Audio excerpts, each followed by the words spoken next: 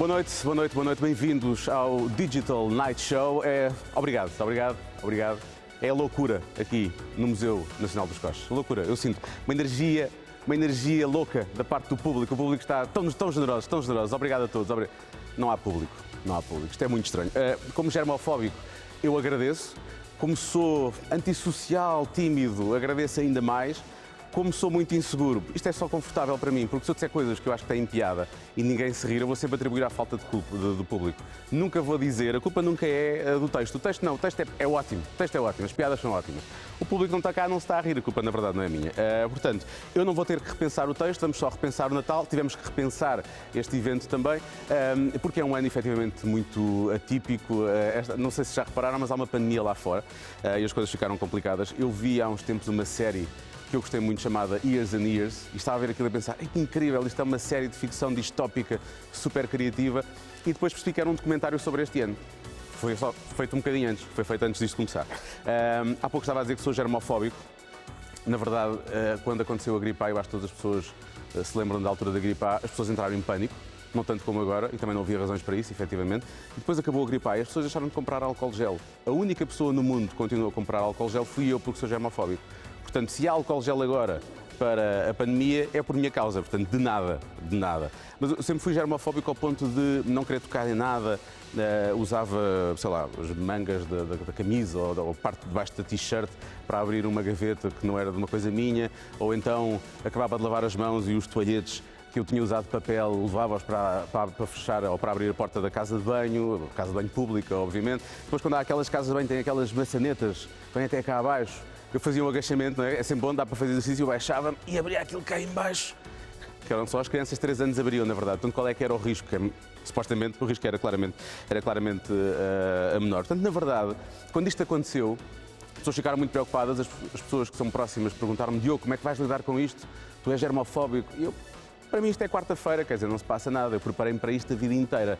Eu sou o Rocky dos germes, basicamente, eu vou dar cabo deles todos, não há problema nenhum. Em relação ao que temos estado a viver e àquilo que se espera que sejam os próximos tempos, eu acho também que não devíamos ir para uma segunda fase de quarentena. Não é tanto pelo lado económico, obviamente que o lado económico é importante também, mas é que nós estamos a uma pequena lata de atum de começar a viver o Walking Dead. Os portugueses levam o seu atum muito a sério e se houver mais uma fase de quarentena e os zombies começam a sair atum, e começam a ir atrás uns dos outros e nós não queremos isso. O atum é o menor dos meus males, na verdade. A primeira quarentena, a única, vamos esperar que seja a única. A única quarentena fez-me ganhar uns quilitos, de resto era suposto eu estar aqui um pouco mais festivo, tinha aqui o meu fato tipo Manuel Lisgocha, não é possível. Este é o único que me serve nesta fase, portanto, se calhar quem está a ver até agradece, de certa forma. Mas ganhei quilitos. Felizmente, não fiquei viciado no TikTok. Portanto, foi só uma desgraça. Ganhei peso, mas não tive que entrar no TikTok. Portanto, foi uma coisa positiva no meio disto tudo. Falar nisso, tanta coisa com a aplicação Stay Away Covid, não consigo perceber porque é que não desenvolvemos ainda uma aplicação Stay Away TikTok, em que, se vamos pegar no telefone para usar o TikTok, o telefone rebentava. Só isso. Ou então, se alguém que está a 15 metros de nós e vai começar a fazer uma daquelas danças do TikTok, que eu nem percebo como é que aquilo funciona e aquelas coisas todas, aquilo começava a apitar e nós, vou sair daqui porque eu não quero aparecer no vídeo do Capinha. É isso que uma pessoa fazia. Não percebo esta preocupação toda com a aplicação Stay Away Covid. A única coisa que eu coloco em questão é o nome. Porquê que o nome é em inglês, não é? Porquê que está uma coisa em português? Temos puxado por aquilo que é nosso, não é? Tipo, baza daqui Covid, ou vá de retro vírus do diabo, uma coisa assim do género. Puxar pelo que é nosso, não é? E mesmo assim, porque as pessoas assim acabam, por certa forma, ficar mais dentro daquilo que é. A minha avó olha, Stay Away Covid, o que é isto? Sei lá, não faço ideia. Agora, baza daqui Covid, eu acho que até a minha avó consegue perceber. Bom, podemos falar sobre esta questão precisamente com um dos meus convidados, eles já estão aqui no sofá à minha espera. Estou a falar do CEO. Não é? Atenção, CEO, não é? Stay Away Covid, CEO da Startup Lisboa, o Miguel Fontes e também o músico Júlio Rezende. Portanto, uma enorme salva de palmas para os meus convidados. Não temos público, lá está. Não vai dar para haver uma enorme salva de palmas. Mas é, bem-vindos aos dois. Obrigado. Obrigado por terem aceitado o nosso convite. E sintam-se super aplaudidos Podemos nos aplaudir mutuamente. Portanto, por acaso é podemos verdade. fazer eu Ou aplaudo a o tua Júlio. prestação. Pronto, exatamente. A minha prestação foi péssima, foi péssima. Foi ótimo. Eu quero só realmente é desinfetar-me, vocês sabem que eu levo isto a sério, não é? Vocês Quebrar o gelo só. só... Estás a desinfetar-te de ti mesmo neste momento. Neste momento estou-me a desinfetar de mim mesmo. É, Mas sim, certo. o nível de loucura, a paranoia é tal que às vezes acontece isso. Eu toco em qualquer coisa, ou este dedo tocou nesta. Eu vou ter que desinfetar porque eu não Mas sei o que é que está a fazer este dedo escola. andou a fazer, eu não sei. Isso está a fazer escola. Tá. Tenho visto muito. Eu espero que sim, desde agora tem sido. Olha, começando precisamente por aqui, Miguel, pela questão do Stay Away Covid, tu já fizeste parte do governo, foste secretário de Estado da Juventude. Eu sei que Stay Away Covid pode parecer à partida um pouco mais institucional do que, por exemplo, Baza daqui Covid, mas não achas que era uma forma, as pessoas podiam efetivamente. Eu estou a 200% de acordo com isso, mas tu mesmo não estou a fazer número. Eu, quando ouvi o nome, disse: mas porquê é que vamos chamar isto de Stay Away Covid? Acho que gostava muito mais de um nome em português. Aliás, nós somos um bocadinho estranhos nesse domínio, porque é o mesmo país que reage de uma forma histérica a um acordo ortográfico, agora já lá foi há muitos anos, com a ortografia e tal, e estamos a dar cabo da língua, e depois aceita a todo momento falar com anglicismos a toda a hora. Eu, por exemplo, num meio onde isso é um vírus tão poderoso como o Covid, tento eu próprio também aplicar a mim mesmo doses de gel, às vezes não dá, ele entra, e também estou eu já a dizer assim umas coisas que já não são bem português, não sou inglês, nem eu sei o quê, mas estou plenamente de acordo, acho que a gente devia, de facto, dizer essas coisas numa linguagem mais nossa, acho que sim. Mas eu ia perguntar precisamente isso, como é que se lida isso quando estás a lidar com startups, muitas delas que querem, eu acho que tem a ver com isso, muitas delas querem obviamente uma certa globalização, não é? Que é uma expressão também que se usa muito e, portanto, o facto de terem um nome em inglês pode potenciar esse... Não, no nosso caso, aliás, é a mesma língua quase de trabalho, porque nós estamos a falar, na Startup Lisboa, nós temos uma comunidade de empreendedores que hoje é metade-metade, ou seja, metade são portugueses e outra metade vem das mais diferentes geografias. E, portanto, fazemos tudo, pelo menos, de forma bilingue, em português e em inglês. E, portanto, os nossos eventos têm de ser em língua inglesa, os nossos conteúdos, a nossa presença nas redes sociais. Portanto, aí é mesmo uma necessidade de comunicação e de inclusão. E, portanto, eu não sou um purista nesta questão. Acho que quando se justifica, e aqui está um exemplo que justifica, faz sentido. Eu não gosto é daquilo que às vezes são tiques, desculpem, de saloice. Não sei como é que se diz em inglês, mas é isso. Em inglês é bimbo nice, Okay. é como se diz. Mas estamos aqui a brincar com a questão dos nomes, mas tem um pouco a ver realmente com essa globalização. E está aqui o Júlio Rezende, que ainda para mais agora, nesta fase, eu não sei, eu acho que foi ainda durante a quarentena, na verdade, mas tu acabaste por lançar as coisas já agora mais recentemente nesta fase pós-quarentena. Acabaste por lançar a tua série de Júlio Rezende Plays. Atenção, não é? É verdade. É bem dito. Eu também... É estranho, não é? Se eu quisesse proteger, de facto, essa ideia de evitarmos os anglicanismos, teria colocado outro nome. Talvez tenha que ver, neste caso, com a história do jazz, e muitas vezes havia títulos deste género. Miles Davis Plays, Okay. Ballads and Blues, ou uma coisa assim. Pronto, talvez tenha sido, mas a verdade é que preferia ter escrito em português, mas não saiu. Mas concordo com a vossa disputa. Concordo mesmo. Eu estava só a brincar com o nome da aplicação, na verdade, porque eu acho que, efetivamente, para alguns casos e para algumas pessoas, e não só criativos, ou que querem lançar um negócio, ou pessoas que querem chegar com a música a outros sítios, eu acho que é uma enorme ajuda. Tu, provavelmente, a partir do momento em que depois só Júlio Rezende toca umas coisas, provavelmente vai correr bem para o público português, mas lá fora não vai resultar.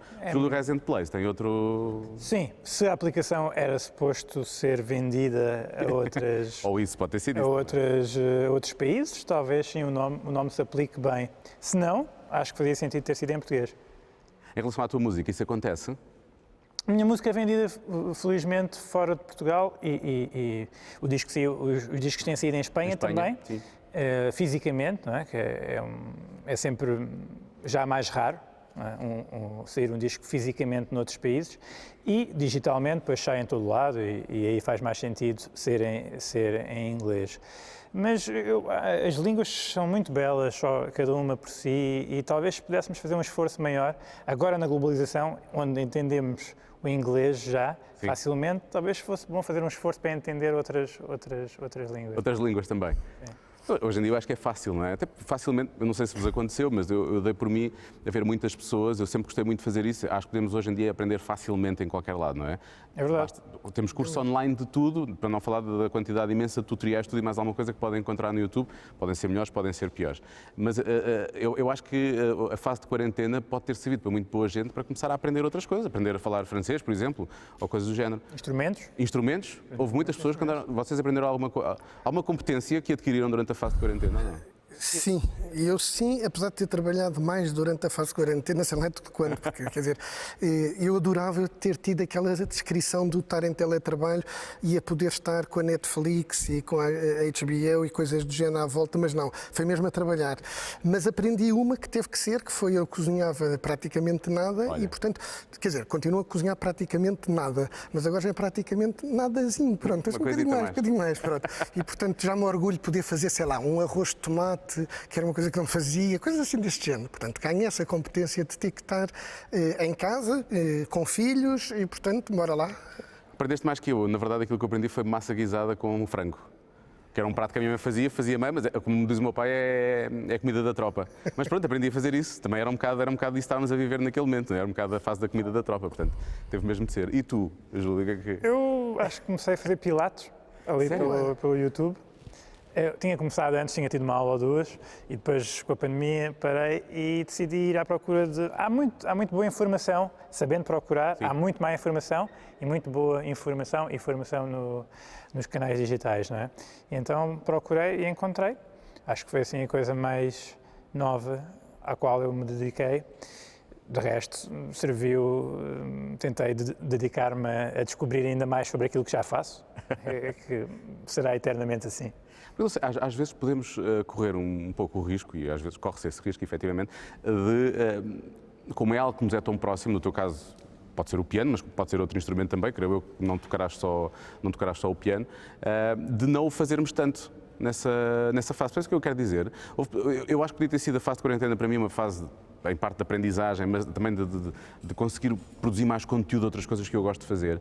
E eu dei por mim a ceder facilmente ao jet lag, as horas todas trocadas, almoçar quase à hora do lanche, e depois eu começava o programa na rádio, depois muitas vezes estava ainda a beber o vinho do almoço durante o programa na rádio, portanto o programa da rádio era super divertido, enfim, esse tipo de coisas. Eu ouvi várias vezes as pessoas a dizerem, algumas pessoas, amigos, a dizerem isso. Em mim teve a posição contrária, eu acho que me preparei para a guerra e então acho que até fui mais metódico ainda numa ação diária para com o piano e a música e estava a precisar de fazer catarse, não é? Foi muito difícil a parte de não ir a palco. Pois era isso que eu ia perguntar, como é que se lida com essa falta? E vamos ter daqui a pouco o Filipe Keil, que vai atuar também e vai estar à conversa connosco, também vou perguntar isso, porque tu entretanto já voltaste aos palcos, mas durante essa fase, como é que lidaste com isso? Não, mais do que a parte financeira, que infelizmente afetou e continua a afetar grande parte do meu setor, a parte da doação de si, a chamada catarse, não haver a catarse, não poder estar aqui a apresentar e a dar de ti para o teu melhor, aquilo que tu gostas de fazer, para os outros. E isso foi o que me criou um sofrimento. Ali, aos 4 meses eu comecei a sofrer de um modo que eu não estava a perceber se era da pandemia, se era outra coisa qualquer. Ainda demoraste algum tempo, mesmo assim? Sim. 4 meses foi? É resiliente. É resiliente. Mas esse sofrimento era estranho, eu não estava a entender do que é que vinha e passado 2, 3 semanas é que eu percebi que vinha de não ir para cima do palco. E curaste isso com concentração e se calhar dedicaste mais ao teu instrumento e à tua música? Não, isso já estava a acontecer. Quando comecei a sofrer, tive que dizer a mim mesmo, olha, tens de ter mais paciência. Eu digo já que admiro esse autocontrole. Acho que isso é absolutamente incrível. Nesta fase, como é que foi para a Startup Lisboa? Eu parto do princípio que o vosso trabalho é feito muito... vou usar uma expressão em inglês, atenção, é feito muito on the go, não é? Tem uma expressão em inglês que acho que é incorreta, mas pronto. Percebes o que é que eu quero dizer? Percebi perfeitamente. Não, foi um desafio também, mas apesar de tudo, temos de ser justos.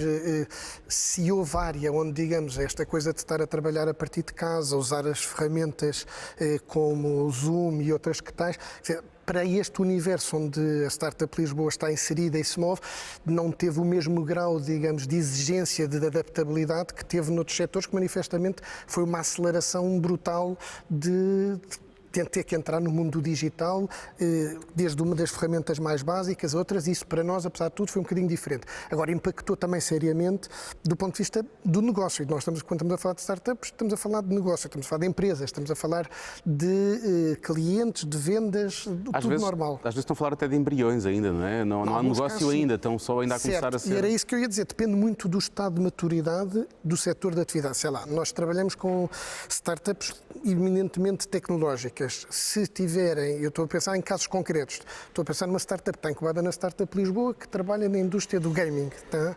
Gaming. E que, obviamente, viu o seu produto, durante este período de confinamento, internacionalmente, a sua performance melhorou. Claro. Uma startup que está na área do turismo, como toda a gente que está nesta atividade, sofreu muito. E depois tem a ver com o estado também de maturidade. Se já tinham levantado capital de risco, isto é um meio um bocadinho específico, que para além de viver, como qualquer empresa, dos seus clientes, obviamente, e da capacidade de fazer os números aí, depende muito, porque está ainda a tentar fazer uma validação de um produto que é inovador ou de um serviço que é inovador e, portanto, está muito dependente daquilo que é o capital de risco e, portanto, já ter ou não levantado ou se está longe ou perto de esgotar a última ronda que levantou. E, portanto, é difícil fazer um retrato a preto e branco, tem muitas nuances, mas que obviamente como toda a gente foi impactada. Agora, por exemplo, não compara com o setor da cultura e da música, que foi brutal, não é? Verdade. Ainda assim, eu gostei que tu tivesses concentrado logo em primeira instância sobre a parte positiva daquilo que está a acontecer. Não é? Ou seja, positivamente nós começámos já a aprender a fazer melhor arroz de tomate. Por exemplo. E a pensar Pilates, no meu caso, não é? E eu acho isso muito relevante. Tenho um amigo meu, embaixador do Reino Unido, cá, que já não tocava piano desde os 14 ou os 15 e voltou a tocar, até fez umas canções sobre o 25 de Abril. O Chris, e apareceu nas notícias, já não tocava desde os 15 e toca muito bem, ele começou cedo e entretanto vamos falando e é giro, essa parte positiva, acho que agora já depois do cansaço de estarmos sempre a falar das coisas negativas, acho que é importante concentrar nisso. Mas eu acho que isso é o mais importante nesta fase, não é?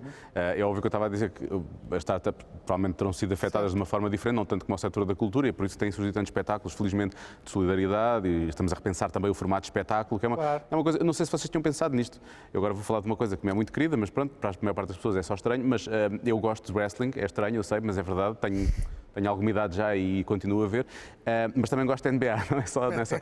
E eles conseguiram criar autênticas arenas como se tivesse público, basicamente são pessoas que estão a entrar por Zoom, não é? Mas que eles captam e então é criado um painel enorme de ecrãs à volta ou do ringue, ou neste caso do campo de basquete, e há a sensação de público estar presente.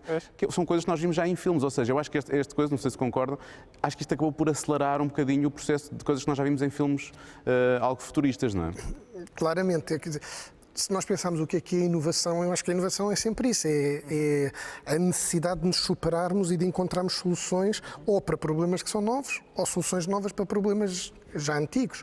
E, portanto, quando estamos pressionados até mesmo que encontrar a solução, ela tende a aparecer. E, portanto, a diferença é que noutros contextos, se calhar seria uma coisa, era giro, e surge assim uma inovação um bocadinho esotérica, quase de, era giro, está bem. E nós temos que nos convencer que estamos a resolver um problema que mais alguém vai sentir, vai partilhar. Quando o problema é real, e isso é uma coisa, por exemplo, que nós, no mundo das startups, falamos muito. Quando perguntam, isto é uma boa ideia, eu não sei avaliar se é uma boa ideia ou uma má ideia, sei uma coisa, eu só acredito em modelos de negócio que são genuinamente desenvolvidos para resolver problemas reais e não o problema de quem o está a fazer. Tu não sentes este... Não, mas não. Portanto, a validação tem que ser feita em comunidade, no mercado. Portanto, aqui eu acho que foi isso que aconteceu. Houve um problema real, tivemos todos que ser criativos e pensar em 500 dimensões como é que vamos fazer isto diferente, mas pararmos e, portanto, acho que desse ponto de vista é a única coisa que eu acredito ao raio do vírus é acelerarmos de facto nesta questão do digital, tornarmos-nos todos mais abertos, se calhar mais inovadores, mas apesar de tudo eu dispensava o dito do bicho. Eu também dispensava, mas concordo absolutamente com aquilo que tu acabaste de dizer e é fundamental esse pensamento. Também acho que, para além da parte criativa, à qual somos obrigados, todos, em conjunto, também a parte reflexiva, também somos obrigados à mesma, sobre os sistemas nacionais de saúde, por exemplo, não é? de todos os países. Essa parte também pode ser positiva. Acho que neste momento os sistemas nacionais de saúde estão legitimados a pedirem todas as condições e mais algumas, não só para o presente, não só para o momento presente, para os momentos futuros que aí vêm e que e sabemos que beneficiam toda a gente, não é? À partida, essa nova legitimação beneficia toda a gente. Esse é outro ponto positivo. Também dispensava a pandemia. Até podemos usar uma expressão bem portuguesa, já que falámos há pouco do inglês, que é a necessidade aguça ao engenho, não é? E às vezes a reflexão, que é importante também. Portanto, ainda bem que pelo menos fizemos esse exercício que eu acho que é importante. Daqui a pouco voltamos a falar, há mais coisas que eu vos quero perguntar. Agora, vamos passar para o nosso palco, onde está já o Filipe Keil, que é o nosso próximo convidado, vai juntar-se a esta nossa tertúlia nesta noite de quarta-feira. Ele vai tocar agora Diferente de Mim. O Filipe Keil.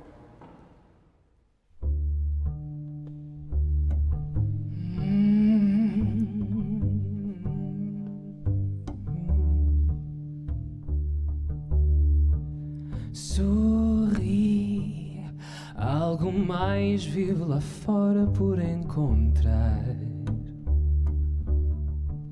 Senti que era tudo tão presente, perfeito e diferente da tarde que corre e não para, da noite que consome e nos agarra.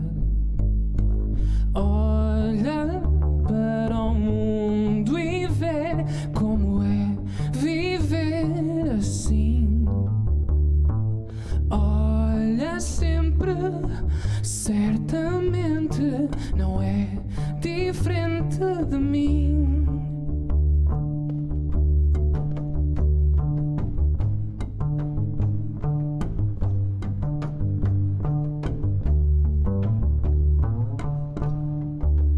Procurei tudo aquilo que vi na televisão e encontrei outra história mais vivida, perfeita e colorida do que as notícias cegas que magoam, imagens que sem cor destoam.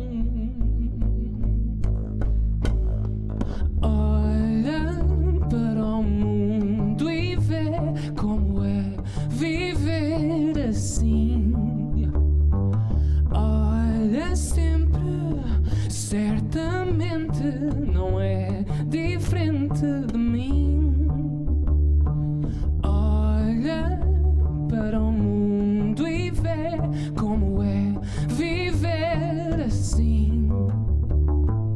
Olha sempre, certamente não é diferente de mim. Hey.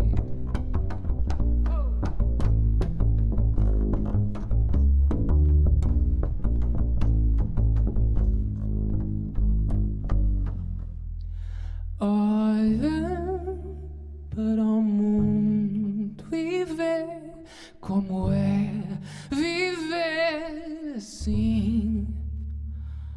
Olha sempre, certamente não é diferente de mim.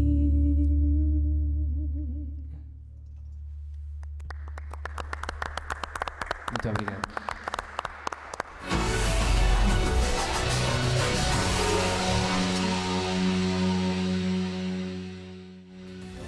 Estamos de regresso para a segunda parte do Digital Night Show desta quarta-feira, com 3 convidados. Já estavam no sofá o Júlio Rezende e também o Miguel Fontes. O Júlio Rezende, músico, Miguel Fontes, CEO da Startup Lisboa, e agora junta-se a nós o Filipe Keil, que atuou mesmo no final da primeira parte. Filipe, bem-vindo. Olá. E muitos parabéns. Muito obrigado.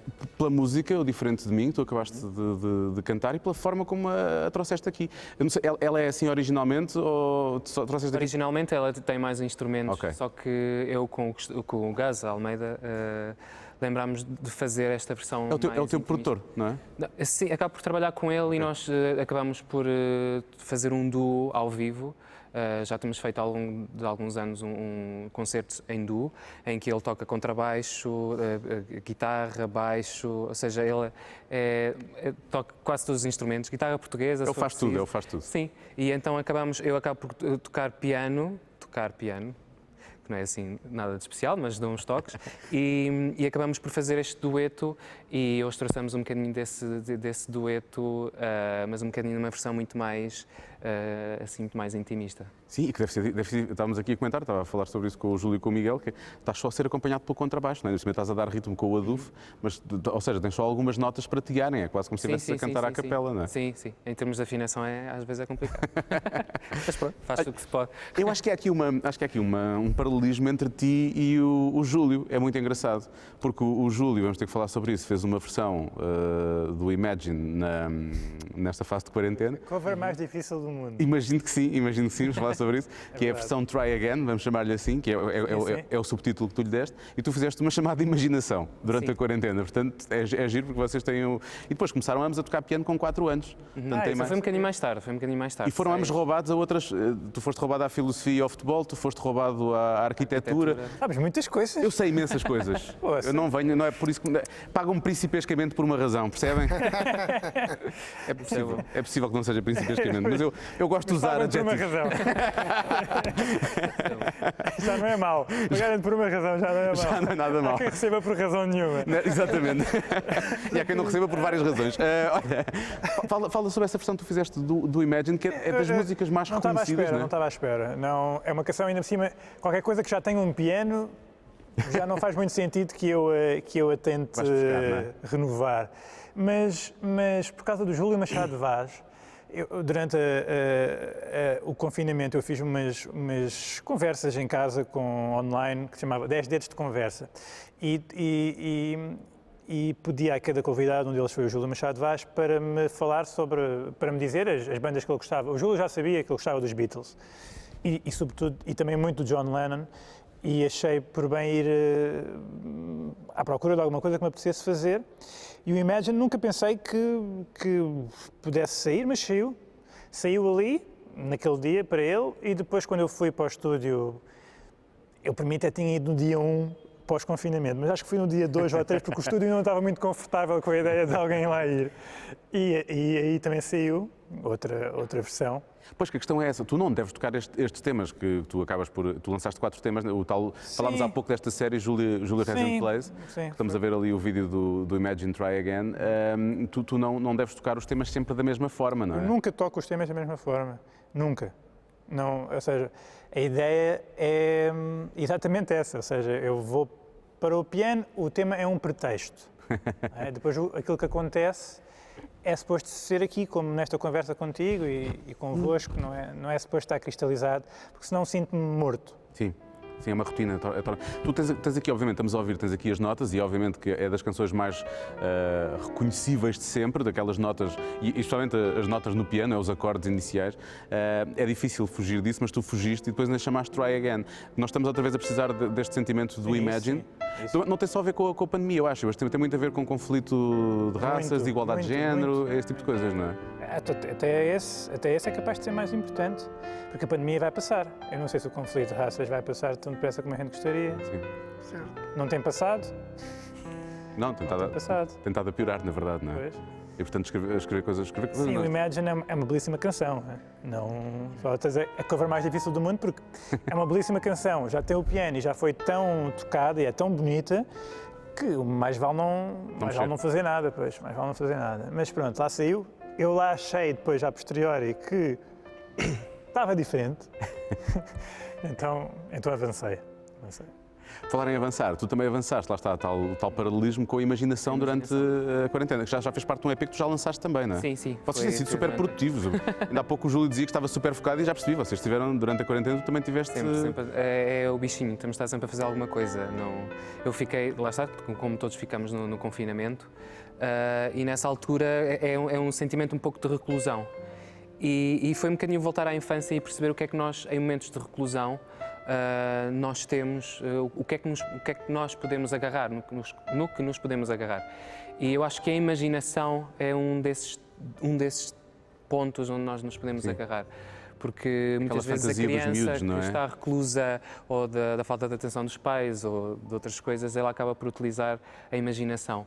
E então a imaginação no tema que eu fiz surge não para falar deste período de confinamento como reclusão, mas como poder utilizar a imaginação como liberdade. De poder utilizar esse modo de ver as coisas e de poder utilizar a criatividade e sem dúvida é aquilo que me salvou e é aquilo que me salva sempre, é a imaginação, digamos. Eu tenho uma pergunta, desculpa. Eu percebi que tinhas acabado, então por isso é que faço a pergunta. Queres ser pago principescamente também, não é? Não. Nós fizemos música e vocês ouviram música, eu gostava de saber. Eu ouvi música, sim, posso dizer-te, tenho aqui a minha namorada que não me deixa mentir, ouvimos música a todas as horas do dia. E nós temos um hábito que é, nós não temos televisão ligada durante as refeições, nós ouvimos música às refeições. Isso é ótimo. Isto é uma ótima deixa para eu fazer o número do coitadinho, mas eu há bocadinho disse, ninguém ligou, eu trabalhei imenso. E portanto é assim, eu começava no raio do computador de manhã, parava literalmente para ir tratar do almoço, voltava a trabalhar e todos os dias eu dizia, hoje é que eu vou dar um grande passeio ao final da tarde, é para sozinho e tal.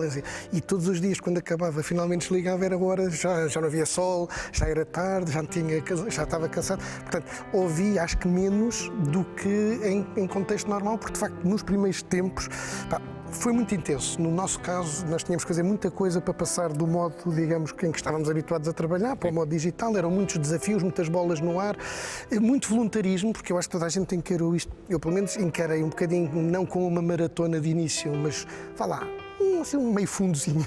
Portanto, quando a gente corre uma coisa menos longa, acha que vai dar tudo porque isto é temporário. E depois começa a perceber, mas espera lá, isto veio para ficar. Vai esticar um bocadinho mais. Sim. E depois aí começamos a tender a dizer, temos que normalizar, não faz sentido estar todos os dias neste ritmo doido. E, portanto, isso estou a falar da minha história de vida pessoal. Mas gosto muito de música e com pena minha ouvi menos do que devia, mas do que devia porque gosto, não é de ver mais nada, é gosto. Mas tu descobriste alguma coisa durante essa fase? Sobretudo interessava-me saber se as pessoas ouviram mais ou ouviram menos. Há pessoas que de certeza que ouviram mais, como a Netflix. Eu vi mais Netflix nessa altura. E é interessante também este outro acontecimento, até pessoas que passaram a trabalhar mais, não é? Sim. Isto é uma pergunta difícil, Miguel. Descobrimos que é uma vantagem ou que é uma desvantagem o facto de grande parte das pessoas poderem efetivamente fazer o trabalho a partir de casa? Aqui vamos socorrer a uma pergunta difícil, uma resposta óbvia, que é o depende. Depende neste sentido. Eu acho que tudo o que é feito por opção e com graus de liberdade é melhor. E, portanto, desde que seja alguma coisa não imposta, isto vale nos dois sentidos, mas que seja, digamos, contratualizada no sentido que serve a todos, eu acho que há coisas que são melhores. Portanto, houve muita gente que descobriu que há um conjunto de coisas que fazia antes da pandemia que pode fazer remotamente com ganhos de eficiência para todos, porque não perde tempo em deslocações, porque manifestamente consegue ter uma reunião de tal maneira produtiva através de uma plataforma do que estar fisicamente. Há outras situações que se perdem e, portanto, eu acho que nós precisamos de equilibrar isto, ou seja, eu acho que não é uma coisa binária de 0 ou 1. Toda a gente precisa, ao fim de algum tempo, de estar no espaço de trabalho, encontrar-se com os colegas, ter aquele momento do almoço, de beber o café. Quer dizer, essa parte que o nosso trabalho não é só, por isso é que eu digo, quando trabalhei mais, foi essa parte que foi mesmo só o trabalho.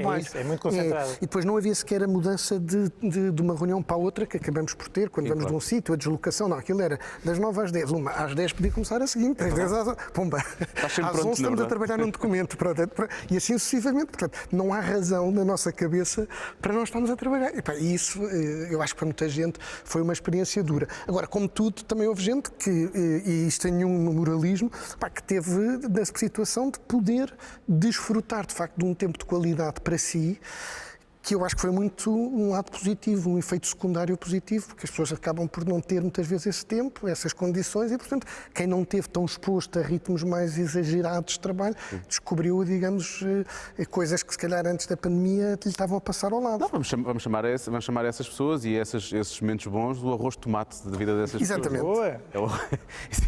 É o pequeno arroz de tomate na vida dessas pessoas. Olha, tu, entretanto, não sei se isto aconteceu, isto estou a mostrar, estamos aqui à frente, mas tu, Filipe, lançaste um livro, entretanto. Foi nesta fase também? Sim.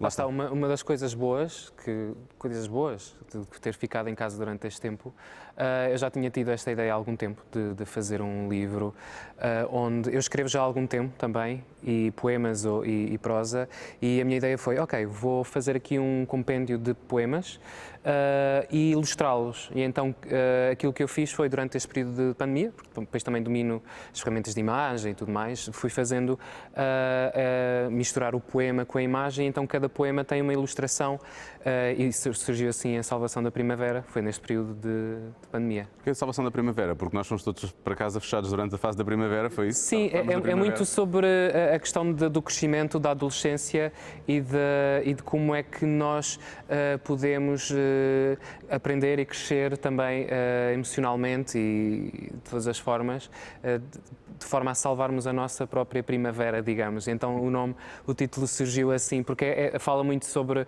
essa questão da contemplação pessoal e não só, sobre a questão também da perda, também a questão do amor, de vários pontos, e isso servem todos para, ou seja, a escrita serve para mim como forma de salvação. E é o lado mais florido de cada um de nós, que é a primavera, por isso, daí o título. E escreveste estes textos todos agora durante esta fase? Não, ou os textos já tinha, ou tinhas? seja, os textos já ao longo de 8 anos fiz assim o recolher desses textos, e então, ok, escolhi aqueles que mais definiam o tema, e depois a partir daí comecei a ilustrá-los ao longo destes 2 meses que estive a trabalhar no livro. Porque a arquitetura surgiu na tua vida, não sei se um pouco por acaso, se sempre gostaste de desenhar, porque desenho e arquitetura são coisas um bocadinho diferentes. Sim, eu tenho aquela coisa de querer dominar a multimédia. Okay. E para mim é tipo, tanto é a imagem, ok, então fui para a arquitetura, é uma área que consegue chegar a vários pontos, apesar de também ter uma vertente muito... agora não estou a exercer arquitetura, estou a trabalhar em áreas muito mais relacionadas com a imagem, mas é muito essa vertente de querer tanto o multimédia e aprender, então deixa lá ver como é que eles fazem animação em After Effects, ou como é que eles fazem, como é que põem aqueles stories, ou como é que põem os posts, ou seja, toda essa vertente de comunicação e de ligação de multimédia sempre me interessou. Certo, estávamos a falar há pouco, mas fazes isso no YouTube ou arranjaste cursos online? Como é que começaste a fazer isso? Por exemplo, eu comecei com 14 anos muito mais na produção, naquela coisa de... Começava tipo, a fazer os beats no Fruity Loops, aqueles programas, tipo, depois passei para o GarageBand e Logic, essas coisas, todos os programas, tentar perceber como é que funcionavam os programas, e nunca tive muita formação, mesmo por exemplo piano. Sou muito básico no piano, mas serve para eu fazer a composição, digamos, dos temas. Mas também, como desde os 6 anos tive esse interesse de ir para o piano então, para lá, eu sempre toquei de ouvido, eu, por exemplo, não sei ler pautas. E então, pronto, tenho sempre aquela coisa de estar sempre a memorizar e tudo mais, e é sempre essa procura, digamos, nestas várias vertentes. Acima de tudo a música, mas depois, de vez em quando, gosto também de criar mais estes pontos, que também acho que é sempre um bocadinho aquilo que eu gosto de fazer artisticamente. Sim. Bom, o Júlio acabou por aprender a ler pautas, efetivamente, mas foi roubada uma carreira futebolística que eu sei que podia ser meteórica. Não sei se para cima ou se para baixo, mas... Pois, é verdade. Talvez isso me tenha roubado dessa mesma carreira. Não, eu gosto muito de futebol, continuo a jogar várias vezes por semana. Naquela fase ali em março e coisa, não, isso foi terrível. O futebol é muito interessante. Assim como a música, o futebol... Em que posição jogas, Júnior? Depende, onde for preciso. És um... Também já não, ou seja, é futebol amador, não é? Sim, está bem, está bem. Joga, Agora já- sobretudo, ali a médio, joga médio É o criativo, é o número 10. Não, é o trinco, esse jogador normalmente eu chamo o vagabundo, é aquele que aparece em todo lado, não é? Vagabundo, gosto desse, eu acho que sou esse. É o indigente, vamos Eu sou chamar. esse. É o indigente. Mas Eu sou. isso é giro. No futebol amador, vamos chamar-lhe assim, normalmente o jogador que faz isso é aquele que tem as pernas melhores, na verdade, porque os outros já estão a ficar cansados. Olha, ele não vai lá, já não vai defender. Vou lá eu, mas também vou atacar e, portanto, começas a correr e não paras, não é? Tem algum jeito, Podia ter continuado, mas o mundo do futebol é um mundo demasiado passional. Acho que a paixão precisa de ser, ou seja, moderada ou pelo menos combinada com outras partes do humano. A parte passional é fantástica, mas também precisa ser combinada com outras partes do humano e o mundo do futebol é um bocado agreste. Eu deixei de ver futebol por causa disso, precisamente. Porque a novela estava a ser tão grande, se eu não vejo Eu novelas... adoro o jogo, eu vejo o jogo, eu vejo, estudo o jogo E não te faz confusão agora ver o jogo sem público, por exemplo? É uma curiosidade que eu tenho. Eu também gosto muito de futebol e é uma pergunta que tenho quando estamos a ver um jogo. E o jogo pode estar a ser muito bom, mas sem o ambiente eu não estava à espera que me fosse tão impactante como é. Pela negativa. Pela negativa, no Para mim é sentido... ao contrário.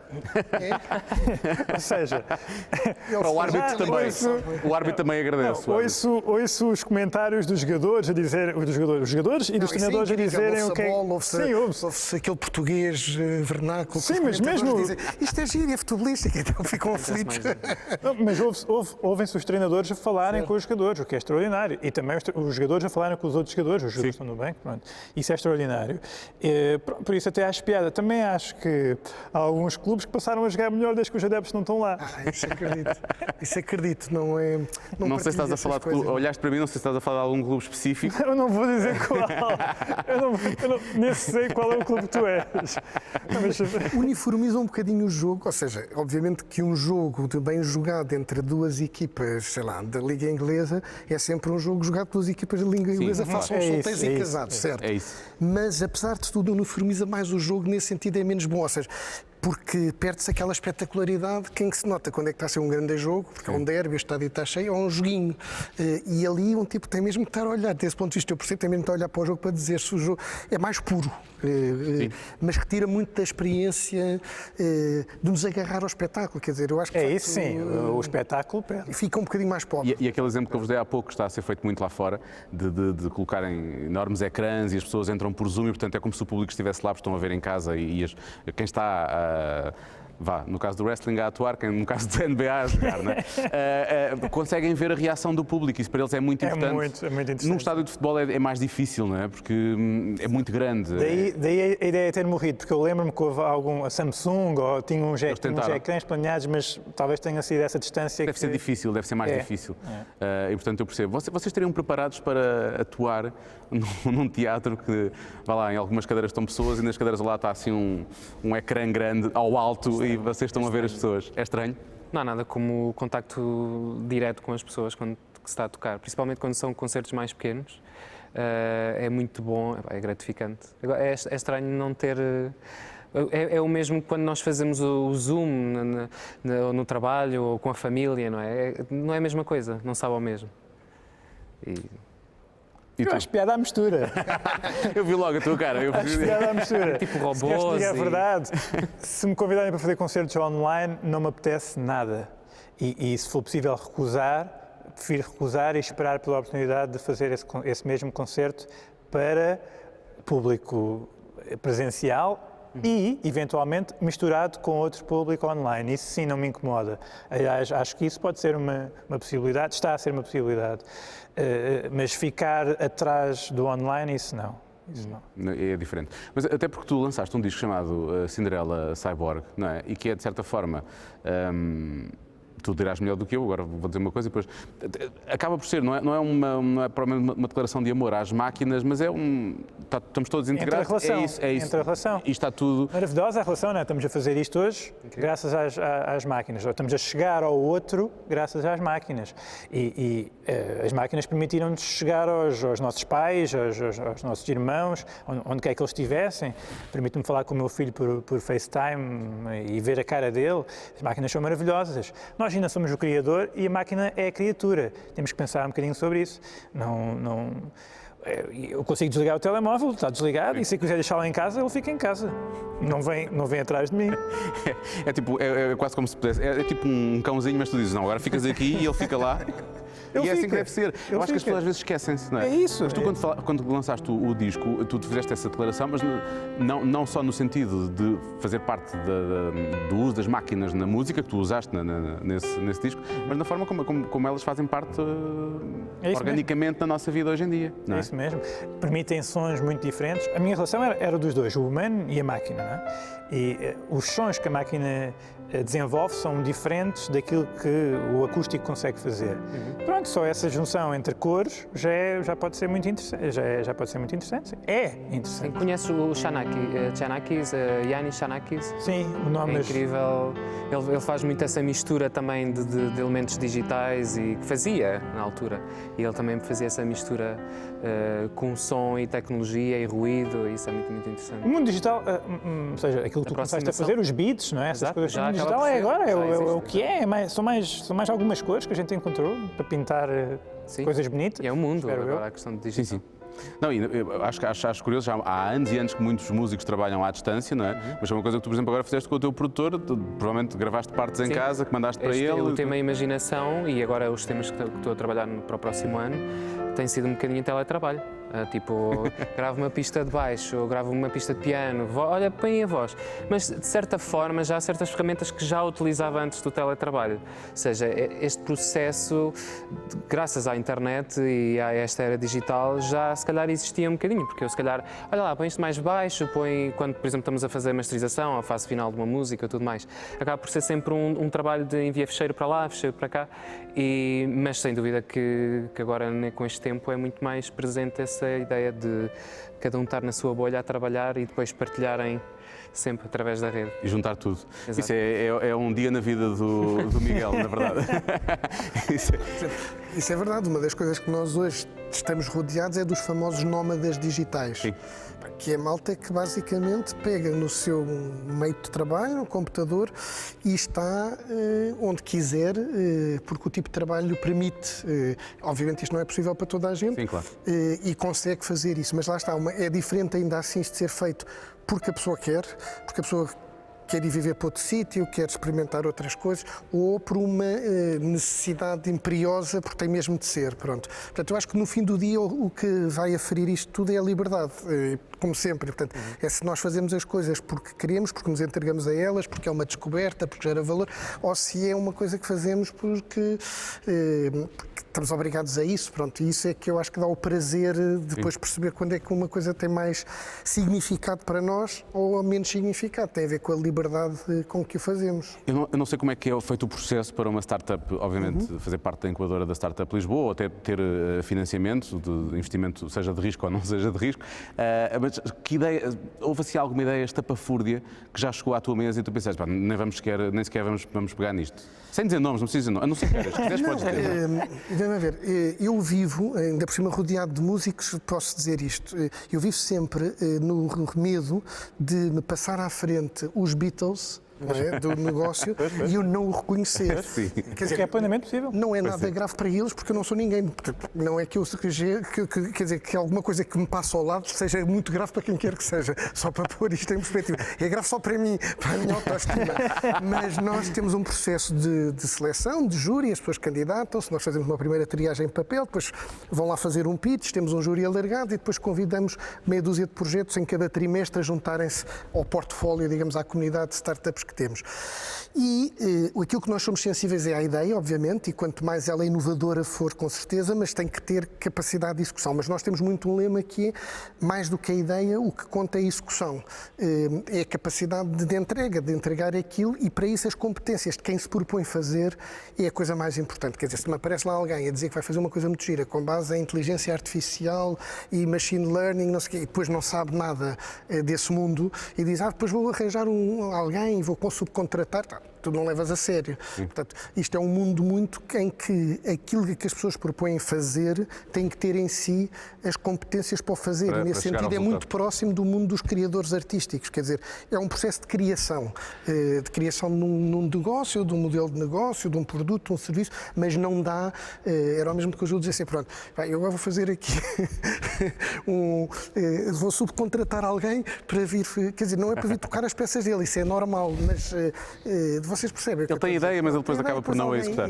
Fugiste de forma brilhante à pergunta que eu te fiz, obrigado por Não, isso. por uma simples razão, Diogo, é que não me ocorreu nenhum exemplo. Portanto, tive que andar aqui a ver se eu, entretanto, me lembrava, mas não me ocorreu nenhuma ideia. Mas há ideias assim, algumas muito engraçadas, tapafúrdias, não sei, mas muito engraçadas. engraçado. Se me lembrar, ainda te interrompo, mas Tá não bem, sei tá se bem. estamos a tempo. Bom, estamos quase a acabar e eu queria efetivamente falar de algumas coisas antes de acabarmos, nomeadamente o Júlio vai lançar um disco novo na próxima semana. Eu fui completamente apanhado de surpresa, não fazia ideia.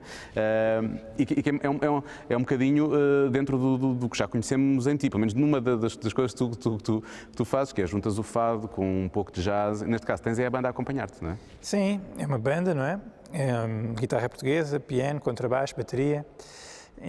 Originais? Originais. Estou muito feliz com o gesto.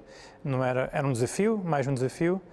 A verdade é que não esteticamente sinto que resultou bem e agora espero as reações, não é? Isto são várias partes, uma obra são várias partes, não sou só eu, não é? Sim. Há ação, reação E nunca está terminada, não é? Porque as pessoas vão continuar a... Como? Nunca está terminada, porque as Sim, pessoas acabam por... Cada pessoa vai ouvir a tua obra de uma forma diferente. Se tivermos sorte, não vai estar terminado. Sim, o tempo guardará essa obra. Se não fizermos bem as coisas, vai estar terminado. Como é que se vai chamar? Chama-se, tem o meu nome, Júlio Rezende, e o título é Fado Jazz Ensemble. Não é bem um título, é mais um contexto. Sim. Fado Jazz Ensemble. Ok. Muito bem. E vais ter concertos? Sim, o primeiro será em Barcelona, dia 29 de novembro. Está confirmado.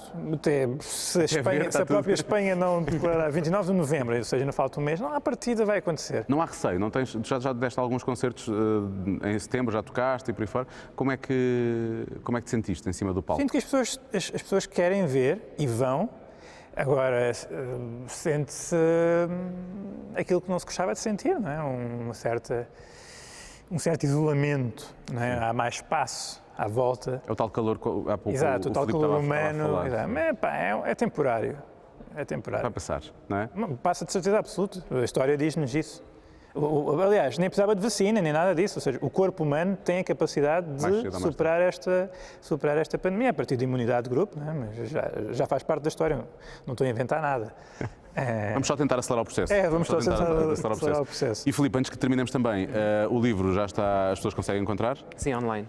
Online, A Salvação da Primavera, e tu vais ter um EP entretanto lançado Sim, no no próximo ano, mas entretanto tens concertos também. Exato, dia 19 de dezembro vou tocar no Malaposta com o Gus, fazemos sempre este dueto e pronto, e estou contente agora por regressar, porque já não estou há algum tempo nos palcos. Não tocaste ainda desde... Não. Ok. Não. Este ano ainda não toquei. E se calhar. Não toquei. Mas sim, estou contente por voltar outra vez ao palco e vai ser estranho, esperemos que seja possível. Não sei como é que agora estas próximas semanas vão se desenvolver, mas estou muito desejoso de voltar ao palco e neste dueto. Recorda só a data?